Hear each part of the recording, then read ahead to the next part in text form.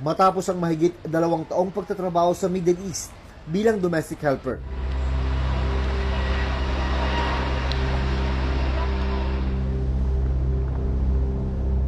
Nakauwi na sa bansa ang 34 na taong gulang na si Leslie Gay Diaz. Pero imbis na sa kanyang bahay sa Basilan siya umuwi, idiniretso siya sa isang ospital sa Zamboanga City para gamutin ang mga sugat sa iba't ibang bahagi ng kanyang katawan. Si Leslie kasi, biktima raw ng pang-aabuso ng kanyang among babae sa Saudi Arabia. June 2022, nang magdesisyon siyang magtrabaho sa Saudi Arabia bilang domestic helper.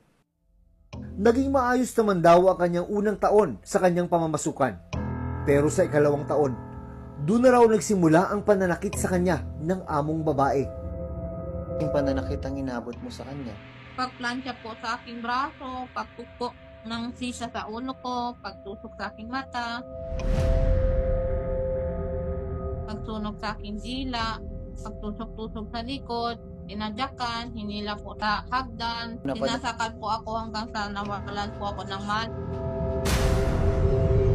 Sa 2 taon, ilang beses kanyang sinaktan sa pagkakaalala mo?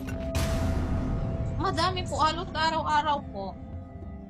Ang ibang sugat na tinamo ni Leslie, nag-iwan pa ng panghabang buhay ng marka sa kanya. Kuha ang retratong ito noong 2021 bago siya umalis papuntang Middle East.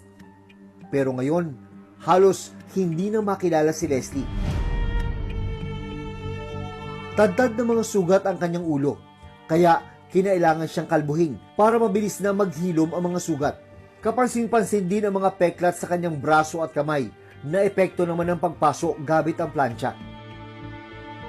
May mga peklat din siya sa likod, tiyan at lieg dahil sa pananaksak ng gunting. Kinailangan ding tahiin ang kanyang ulo matapos siyang pukpukin ng amo. Ang masaklap pa, tinusok din daw ng sitya ng kanyang amo ang kaliwa niyang mata, dahilan para siya ay mabulag. Ano yun talagang nagmarka sa isipan mo na grabe yung ginawa ng amo mong babae na yun? Ito po sa ulo ko yung pagpupok ng sisa at saka pagtusok ng mata ko. Hindi na po ako makakita nito. Bulag na po. Anong sabi sa'yo ng mga doktor dun sa injury mo sa ulo? Medyo may fractured lang sa ulo at saka dito sa bibig. Malaking palaisipan daw sa kanya kung ano ang dahilan ng pananakit ng amo. Bakit siya ganun ka-brutal sa'yo? Hindi ko po alam sa kanya kung bakit nakaganoon po siya.